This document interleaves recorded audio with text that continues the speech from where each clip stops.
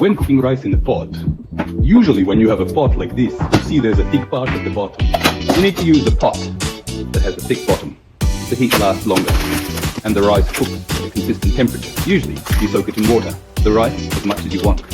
Soaking the rice, then using a 1-to-1 ratio of soaked rice and water, will result in the usual rice we know. Right. You have to throw away the first water right after rinsing, because the rice absorbs an unpleasant smell. Then the rice will swell because of the moisture on the surface. It should be transparent. You wait until it turns white. You wait for about 1 hour to 1 hour.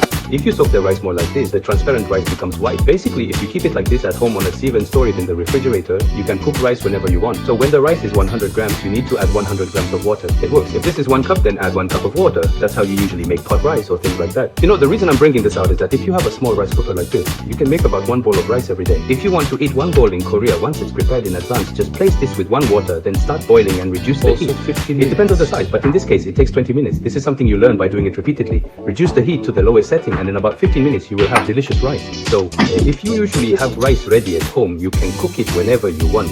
When we normally cook rice at home, if it is 1 cup, then you add 2 cups of water. You can adjust and add less water according to your preference. Cover with a lid. Since I have to make more rice, I'll add a bit more. An easy method. Normally it's measured 1-to-1, but I think it's usually adjusted like this, the back of the hand. Yes, they say to adjust it to the back of the hand. Set it to about 1/3 up, and it seems like the amount is correct. Then if you stir it around, it feels like it turns smoothly. Yeah. Now it starts boiling, so move it to the lowest heat, and in about 15 minutes the rice grains will rise like this. Now turn off the heat.